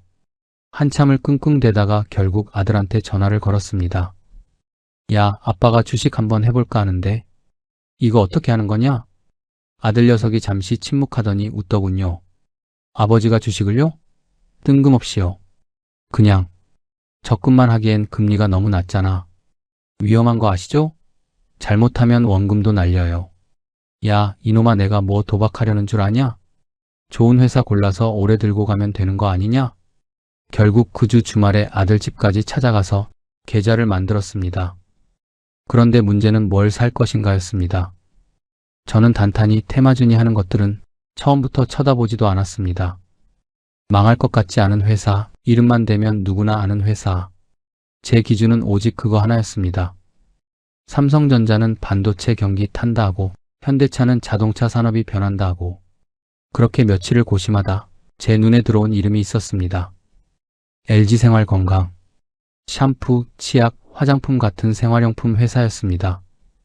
경기가 좋든 나쁘든 사람들이 매일 쓰는 물건들이었어요. 세상이 불황이라고 이 안 닫고 머리 안 감는 사람은 없지 않습니까? 그리고 무엇보다 LG였습니다. 수십 년을 우리 곁에 있어 온 이름, 그 이름 하나만으로도 믿음이 갔습니다. 그런데 주당 가격을 보니 100만 원에 육박하더군요. 처음엔 눈이 휘둥그레졌습니다. 아니, 주식 한 주 가 100만 원이나 해? 그런데 가만히 생각해보니 그게 오히려 안심이 됐습니다. 장난감처럼 몇백 원, 몇천 원에 오르내리는 싸구려 주식이 아니라 그 묵직한 가격 자체가 회사의 자존심처럼 느껴졌거든요. 그래, 이거다 매달 적금 붓듯이 딱 한 주씩만 사자. 당시 월급에서 100만 원을 따로 떼어 놓는 게 쉬운 일은 아니었습니다. 아내한테는 말하지 않았습니다. 당신 미쳤어요? 그 큰 돈을 주식에 넣게? 말하면 펄쩍 뛸 게 뻔했으니까요. 그래서 조용히 나중에 큰 돈 불려서 서프라이즈를 해주겠다는 야무진 꿈을 꾸며 혼자 시작했습니다. 2016년 10월 생전 처음으로 매수 버튼을 눌렀습니다. 손끝이 떨리더군요. 잠시 후 체결 문자가 왔을 때 참 묘한 기분이 들었습니다. 뭔가 낯선 세계에 발을 내디딘 것 같은 설렘, 그리고 막연한 두려움. 그날 밤 이불 속에서 혼자 다짐했습니다. 만수야, 너도 이제 이 대기업의 주인이다. 이 회사가 잘 되면 우리 노후도 같이 피는 거야. 그게 얼마나 순진하고 위험한 생각이었는지, 하지만 그 가을밤만큼은 정말 행복했습니다. 35년 차 과장 박만수가 가족의 미래를 위해 생전 처음으로 용기를 냈던 소박하고도 위대한 첫걸음이었으니까요. 첫 주를 산 이후로 저는 매달 빠짐없이 주식을 샀습니다. 월급날이 되면 제일 먼저 하는 일이 증권사 앱을 여는 거였어요. 잔고를 확인하고 주가를 확인하고 조용히 매수 버튼을 누르는 것. 그게 제 월급날의 새로운 루틴이 됐습니다. 아내는 여전히 몰랐습니다. 생활비는 예전과 똑같이 줬고 제가 아끼는 거라곤 점심 한 끼, 믹스커피 한 잔 정도였으니까요. 이 정도면 가족한테 피해 주는 것도 아니고 나중에 크게 불려서 보여주면 되지. 그 생각 하나로 버텼습니다. 주가는 제 믿음에 보답하듯 완만하게, 하지만 아주 꾸준히 올랐습니다. 2017년 말이 되자 주가는 120만 원을 넘어서더군요. 처음 샀을 때보다 20%가 올라 있었습니다. 은행 적금으로 20% 수익을 내려면 몇 년이 걸릴지 모를 일인데 이 주식은 1년 남짓 만에 그걸 해냈습니다. 그때부터였던 것 같습니다. 제가 이 주식을 단순한 재테크 수단이 아니라 내 노후를 함께할 믿을 수 있는 친구로 여기기 시작한 게 말입니다. 2018년, 2019년이 지나면서 주가는 130만 원, 140만 원을 차례로 넘었습니다. 주변 동료들은 그 시절 하나같이 이름도 모를 코스닥 테마주로 울고 웃었습니다. 박 과장, 나 어제 A 종목으로 하루 만에 300만 원 벌었어. 에휴, 박 과장 그 소식 들었나? 이 대리 그 친구 오늘 반 토막 났다던데? 하루가 멀다 하고 들려오는 그 소란스러운 소식들 속에서 저는 속으로 피식 웃었습니다. 나는 저런 거 안 해. 나는 우량주 장기 투자자니까. 솔직히 말하면 그때 은근한 우월감이 있었습니다. 남들이 단타로 가슴 졸이며 일희일비할 때 나는 느긋하게 우상향하는 차트를 내려다보는 사람이었거든요. 그 선민의식 같은 느낌이 참 나쁘지 않았습니다. 그러다 2020년 봄이 왔습니다. 코로나였습니다. 전 세계가 멈췄고 주가는 순식간에 곤두박질 쳤습니다. 불과 몇 주 만에 100만 원 선이 무너지더군요. 처음으로 제 계좌에 시퍼런멍이 들었습니다. 솔직히 그때 무서웠습니다. 밤에 잠이 안 오더군요. 자다 깨서 차트를 켜보고 한숨 쉬며 끄고 또 다시 켜보고 아내한테 들킬까봐 조마조마했습니다. 이러다 아내가 알면 어떡하지? 내가 무슨 짓을 한 건가? 그런데 기적이 일어났습니다. 시장이 무섭게 반등하기 시작한 겁니다. 2달, 석 달이 지나자 주가는 다시 100만 원을 회복했습니다. 그리고 그 기세를 몰아 2020년 하반기에는 150만 원까지 뚫어버리더군요. 그 경험을 하고 나니 이상하게 마음이 단단해졌습니다. 아니, 오만해졌다는 게 맞을 겁니다. 거봐라, 진짜 우량주는 이렇게 다시 일어나는 거야. 내가 그때 겁먹고 팔았으면 어쩔 뻔했어? 역시 버티는 게 답이다. 코로나 폭락을 견뎌냈다는 그 훈장 같은 기억이 저를 단순한 개미에서 장기 투자의 신봉자로 바꿔놓았습니다. 지금 돌이켜보면 바로 그 순간이 가장 위험했습니다. 그 달콤한 성공 경험이 제 눈을 완전히 가려버렸거든요. 그 무렵 저는 퇴근길에 혼자 계산을 해보곤 했습니다. 4년 동안 꾸준히 모은 주식들, 평균 매수가보다 훨씬 올라있는 주가, 여기에 이제 곧 받을 퇴직금까지 더해지면 머릿속에는 이미 완벽한 지도가 그려져 있었습니다. 여보, 우리 나중에 유럽 한번 가자. 크루즈도 타고 꽃구경도 실컷 하자. 저녁 밥상에서 불쑥 꺼낸 제 말에 아내가 눈을 동그랗게 뜹니다. 갑자기 유럽은 무슨? 돈이 어디 있다고 그래요? 있어. 다 준비해뒀으니까 당신은 걱정 마. 말하고 나니 가슴 한구석이 그렇게 뿌듯할 수가 없었습니다. 아직 비밀이지만 이미 내 노후는 완성되어 가고 있다는 그 짜릿한 기분 아무도 몰랐을 겁니다. 2020년이 저물어갈 무렵 주가는 150만 원을 가뿐히 넘기고 있었습니다. 4년 전 첫 주를 살 때의 떨림은 이제 자신감으로 바뀌어 있었죠. 주가는 하늘 높은 줄 모르고 치솟고 퇴직은 코앞으로 다가오고 모든 게 제가 설계한 대로 흘러가는 것 같았습니다. 그래서 몰랐습니다. 이 4년간의 달콤한 신뢰가 나중에는 저를 꼼짝 못하게 묶어버리는 촉새가 될 줄은 정말 몰랐습니다. 코로나 때 버텨서 살아남은 그 기억이 다음번 대재앙 때 또 버티면 된다는 치명적인 착각을 심어줄 줄은 그때는 정말 몰랐어요. 그때의 저는 그저 행복했습니다. 믿음은 견고했고 그 믿음은 아직 배신이라는 단어를 몰랐으니까요. 2021년 6월 드디어 그날이 왔습니다. 35년 근속, 생산관리팀 말단으로 시작해서 과장으로 마무리하는 정년퇴직 날이었습니다. 후배들이 조촐한 송별회를 해줬습니다. 케이크에 불도 붙이고 꽃다발도 안겨주더군요. 함께 웃으며 사진도 찍고 건배도 했습니다. 과장님, 그동안 고생 많으셨습니다. 하는 소리에 울컥하기도 했지요. 그런데 솔직히 말씀드리면 그날 제 머릿속은 온통 다른 데 가 있었습니다. 퇴직금이 얼마나 들어오려나. 며칠 뒤 스마트폰 뱅킹 앱에 찍힌 숫자를 확인했을 때 저는 한참 동안 그 화면에서 눈을 떼지 못했습니다. 3억 원이었습니다. 35년을 꼬박 바친 제 청춘의 대가였습니다. 누군가에겐 집 한 채 값도 안 되는 돈일지 모르지만 제 눈에는 그게 단순한 숫자가 아니었습니다. 35년치의 야근, 35년치의 눈치, 35년치의 성실함이 꽉 압축되어 숫자로 굳어진 것처럼 보였습니다. 이 돈만큼은 절대 잃어서는 안 된다고 몇 번을 다짐했습니다. 그런데 그 무렵 제가 믿고 있던 주식은 마치 제 퇴직을 축하라도 하듯 무섭게 달리고 있었습니다. 170만 원을 넘더니 어느새 175만 원. 연일 역대 최고점을 갈아치우는 중이었죠. 저는 매일 아침 눈을 뜨자마자 주식 앱부터 켰습니다. 어제보다 오늘이 더 비쌌습니다.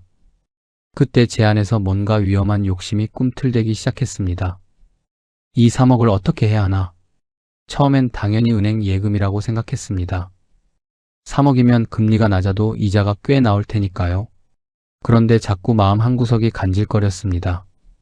지금 주가가 이렇게 날아다니는데 예금 이자 몇 푼에 만족하며 구경만 하고 있을 거야? 특히 제 마음을 흔든 건 배당금이었습니다. 당시 그 회사는 주당 10,000원이 넘는 배당금을 꼬박꼬박 주고 있었습니다. 3억 원을 다 넣으면 1년에 배당금만 수백만 원이 들어온다는 계산이 나오더군요. 연금에 이 배당금만 합쳐도 원금은 그대로 두고 이자만으로 충분히 먹고 살 수 있겠다는 계산. 그게 제 눈을 멀게 했습니다. 5년 동안 봐왔잖아.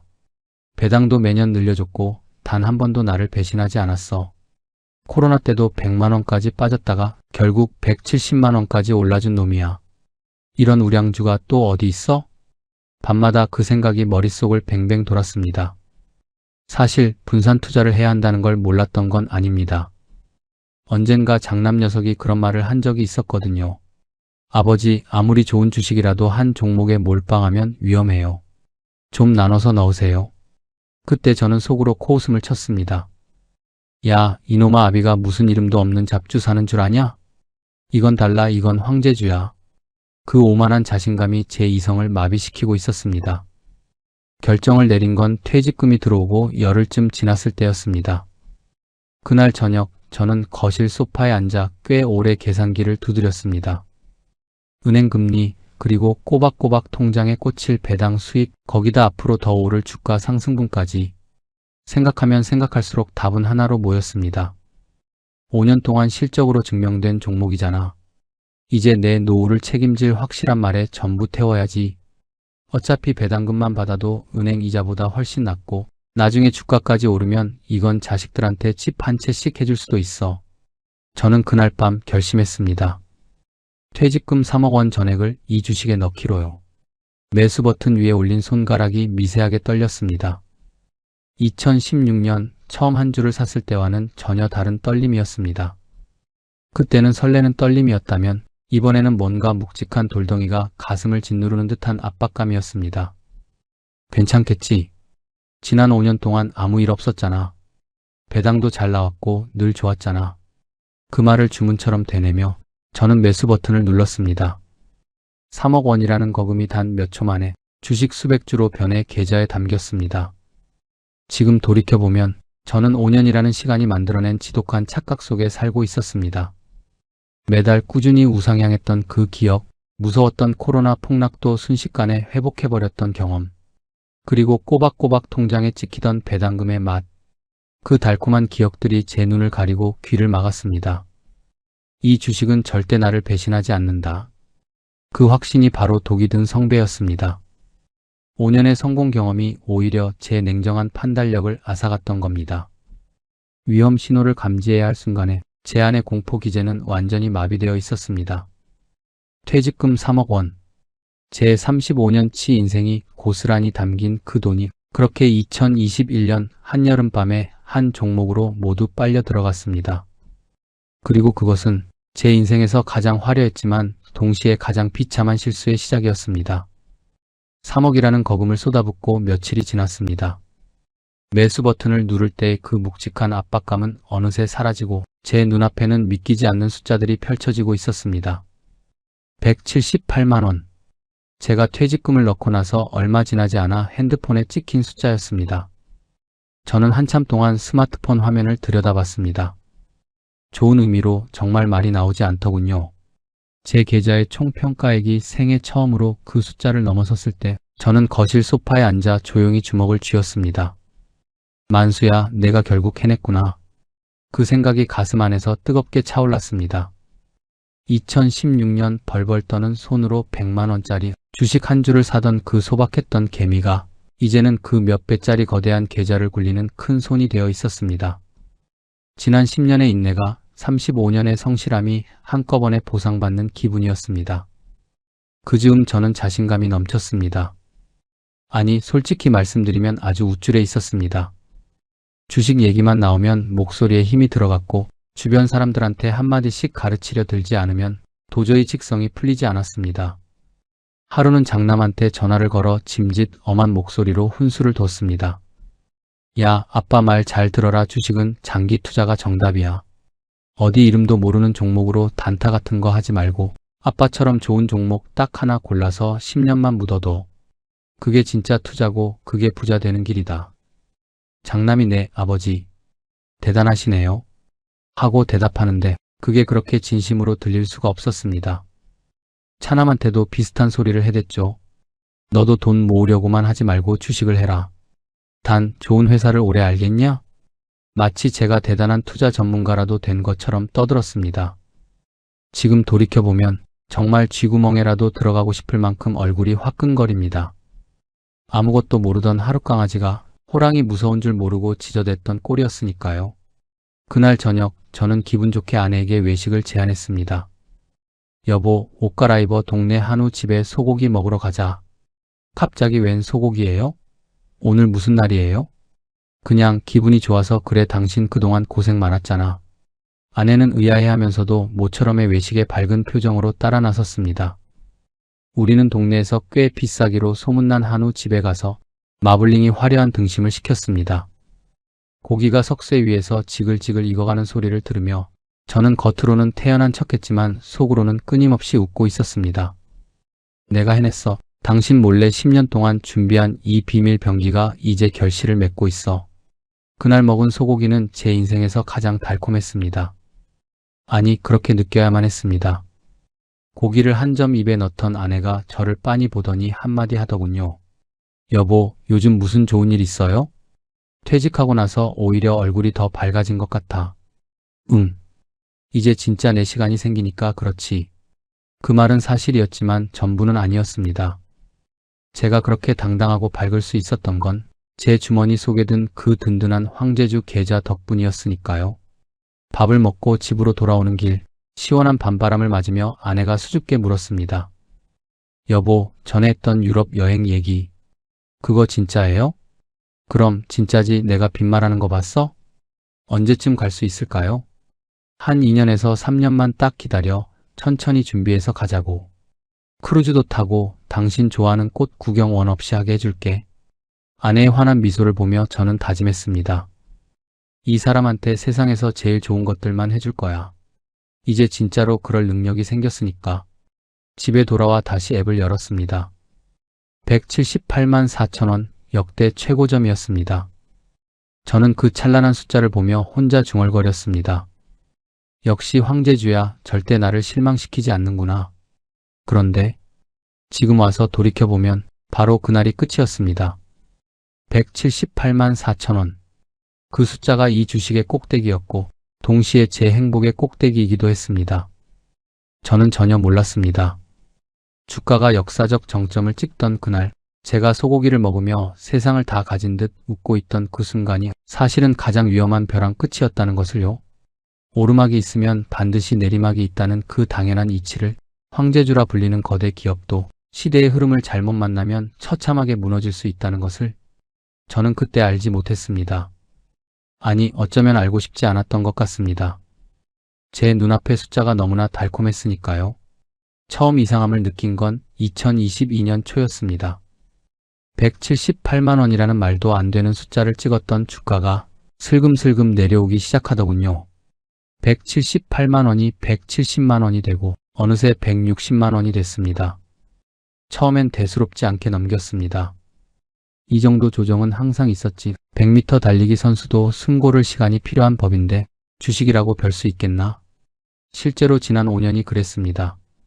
조금 빠지다가 다시 올라가고 또 조금 빠지다가 더 크게 치솟고 그 패턴이 제 눈에는 영원한 법칙처럼 보였습니다. 저는 차트를 보며 속으로 중얼거렸죠. 기다리면 돼. 황제주는 원래 이렇게 파도를 타면서 더 높이 올라가는 거야. 그런데 이번엔 파도의 높이가 예사롭지 않았습니다. 150만 원이 깨지더니 140만 원, 130만 원. 숫자가 아래로만 향했습니다. 멈추질 않더군요. 불안이 고개를 들 때마다 저는 필사적으로 이유를 찾았습니다. 뉴스를 뒤지면 이유는 항상 넘쳐났으니까요. 미국이 금리를 올린대.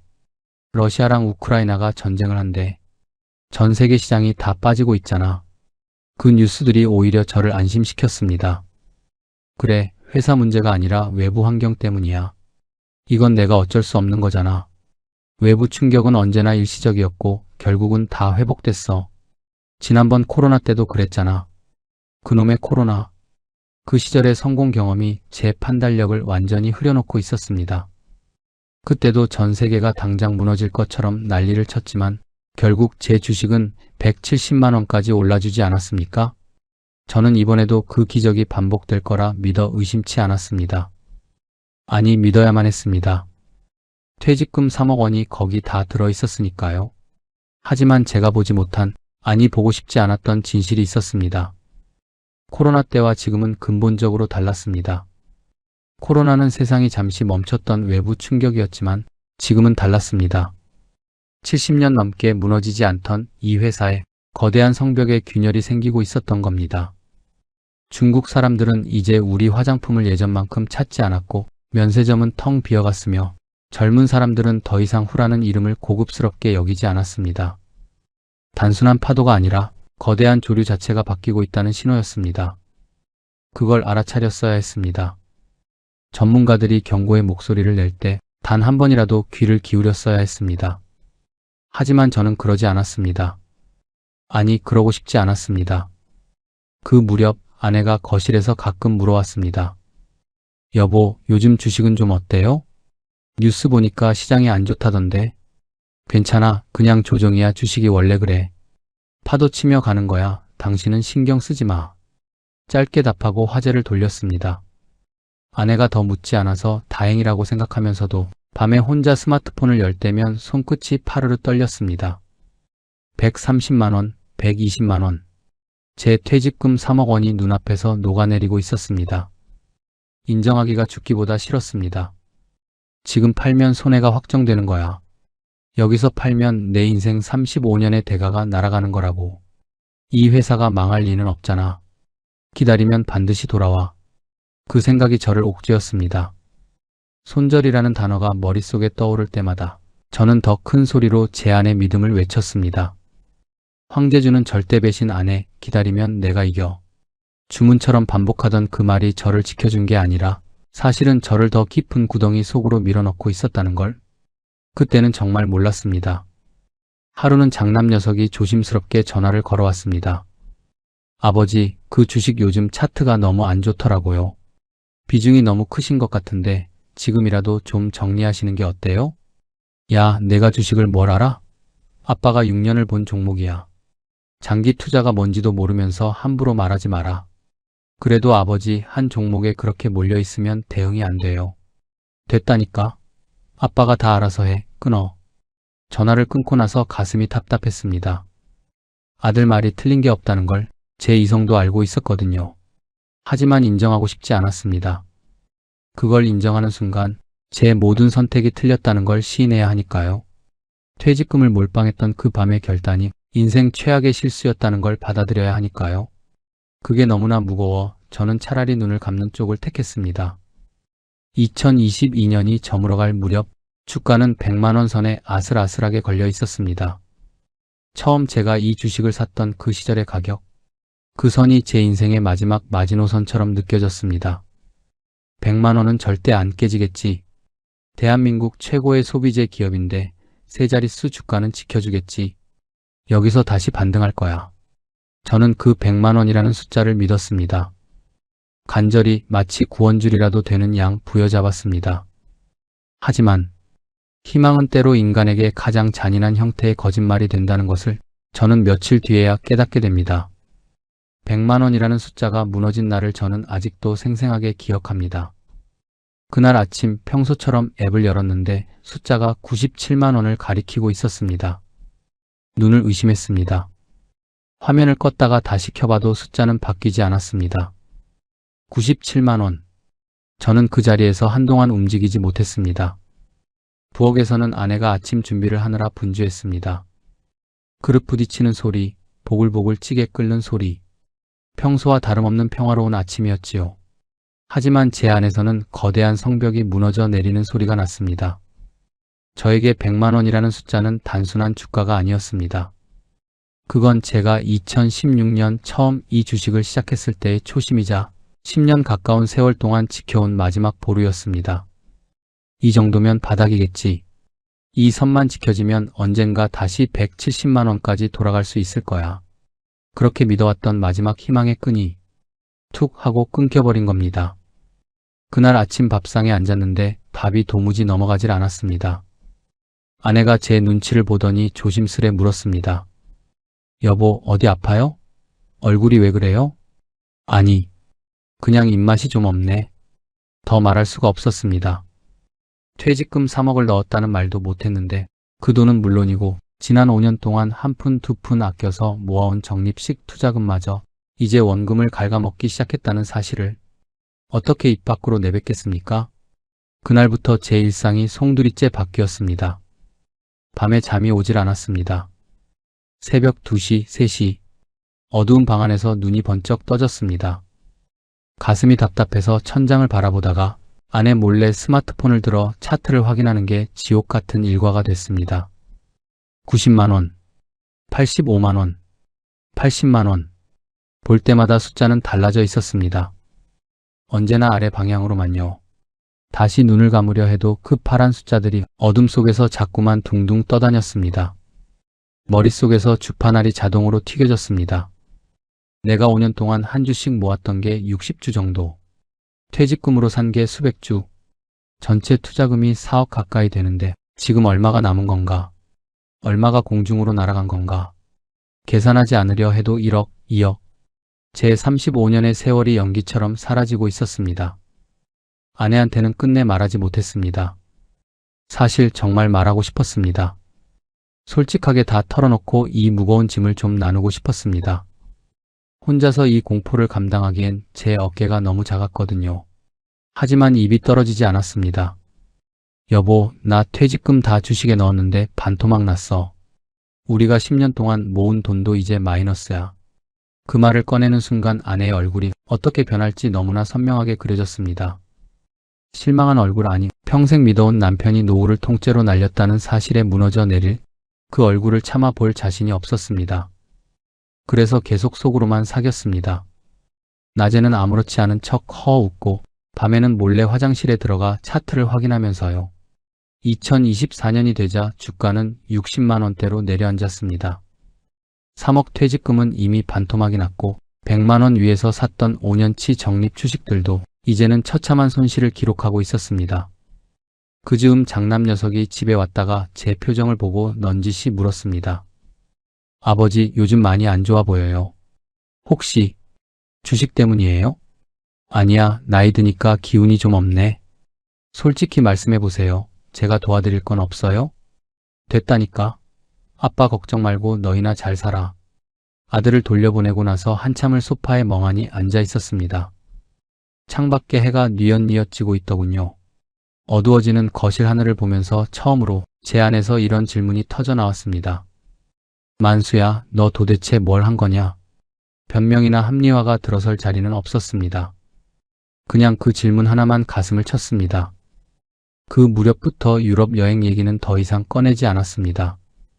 하루는 아내가 여행 잡지를 보다가 화사한 크루즈 사진을 가리키며 물었습니다. 여보, 우리 언제 유럽 가요? 전에 약속했잖아요. 응. 좀 이따가. 아직 때가 아니야. 언제가 때인데요? 우리 이제 나이도 있는데. 한 살이라도 젊을 때 가야지. 대답하지 못했습니다. 그저 다른 데로 화제를 돌릴 뿐이었죠. 그날 밤 저는 오래전 아내 몰래 유럽 여행 계획을 끄적거렸던 낡은 메모장을 꺼내봤습니다. 파리, 암스테르담, 크루즈 일정. 아내가 좋아할 것 같아서 꽃축제 사진까지 정성껏 오려 붙여놨던 그 메모장. 한참을 들여다보다가 말없이 서랍 깊숙이 밀어넣었습니다.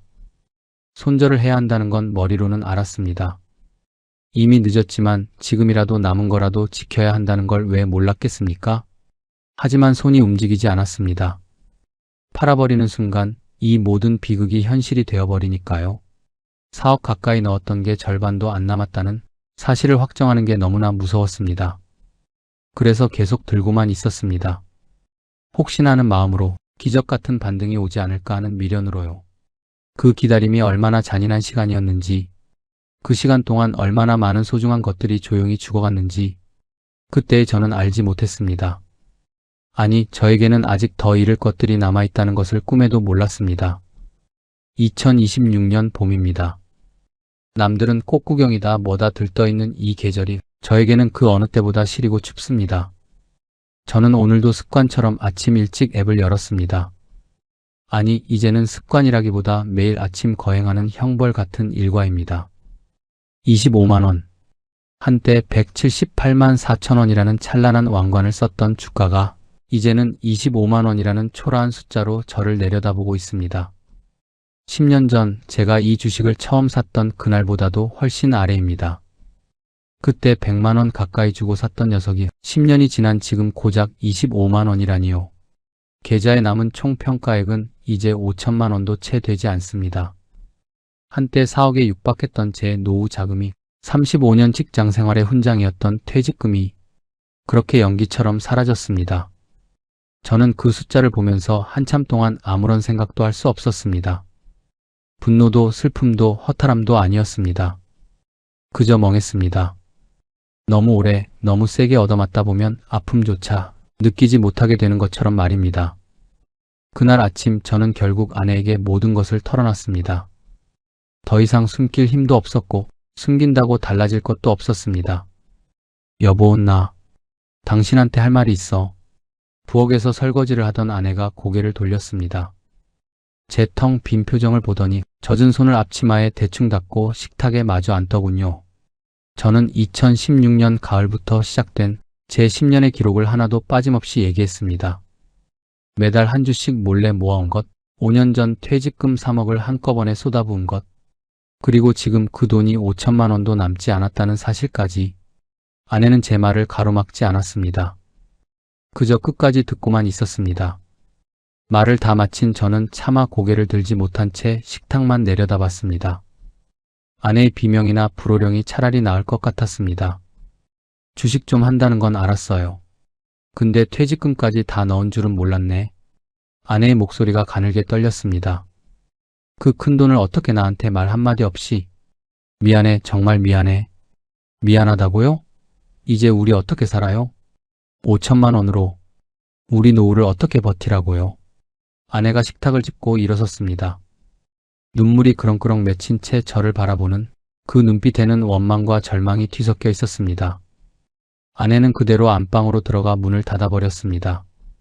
쾅 소리조차 내지 않고 조용히 닫힌 그 문이 저에게는 세상에서 가장 무거운 벽처럼 느껴졌습니다.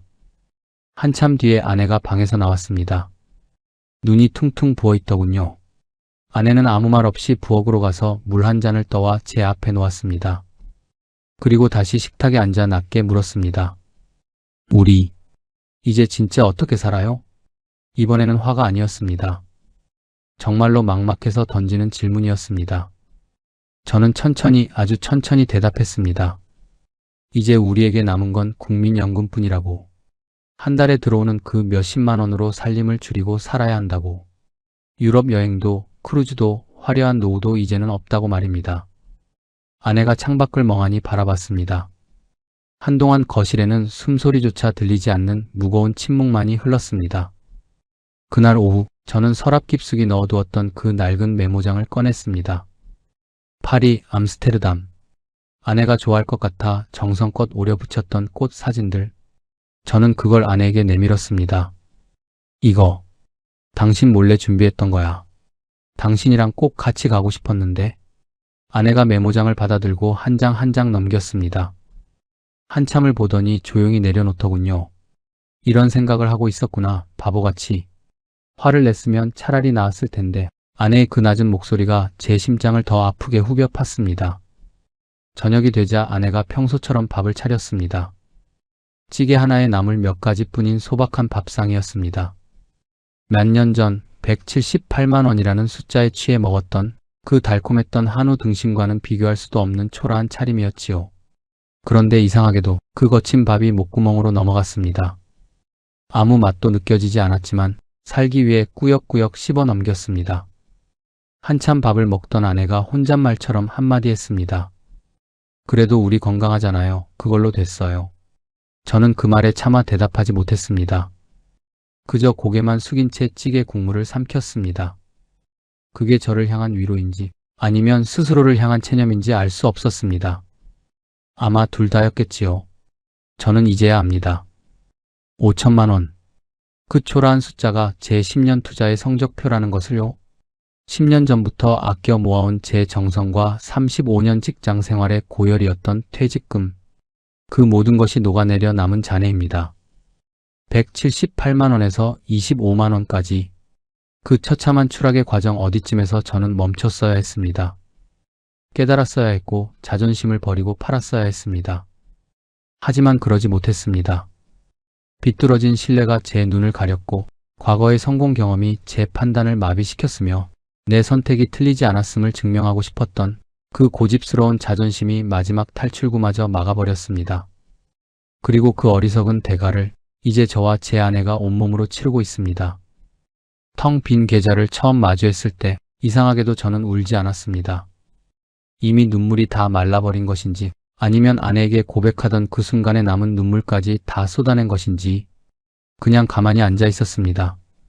스마트폰을 내려놓고 멍하니 창밖을 바라보면서요. 이제야 저는 스스로에게 아픈 질문을 던집니다.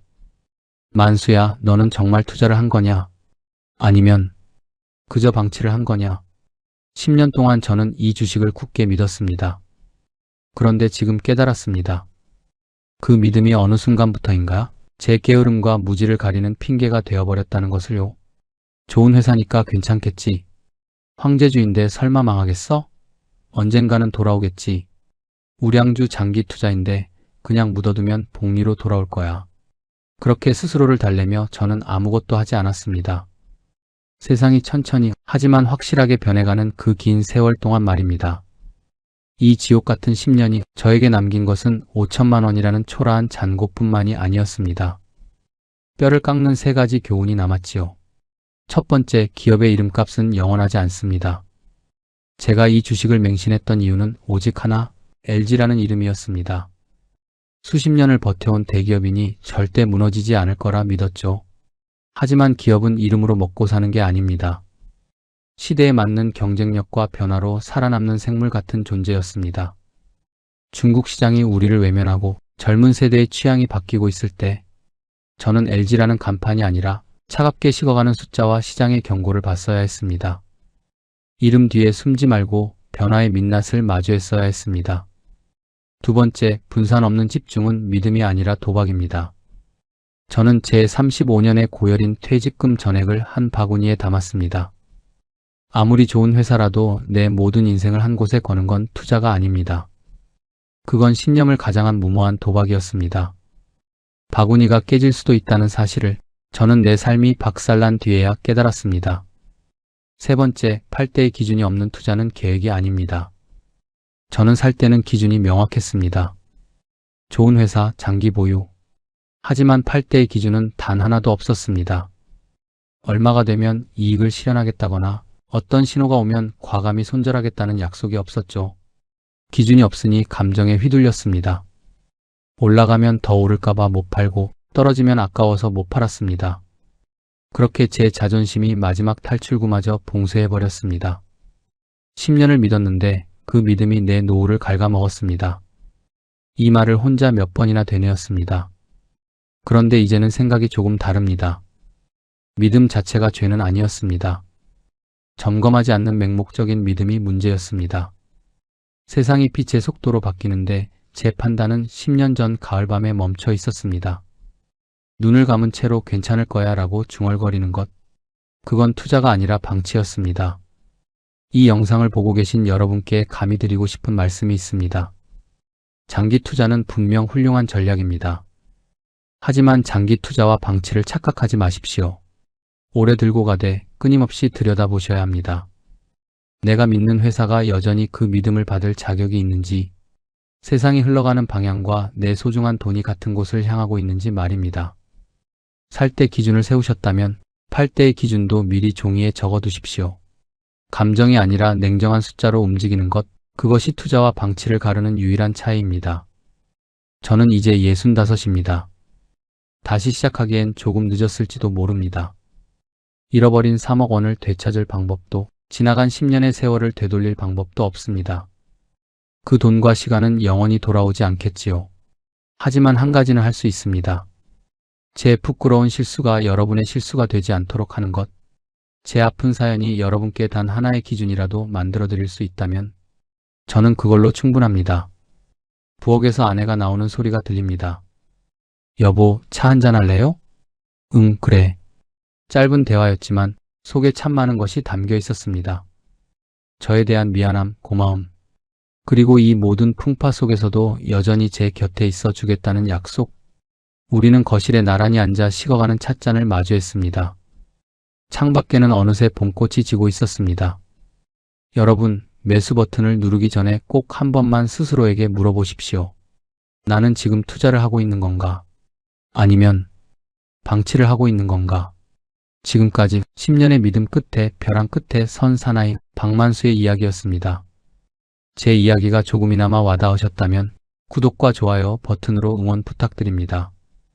여러분의 노후에 평안이 깃들기를 진심으로 기원합니다. 끝까지 시청해주셔서 감사합니다.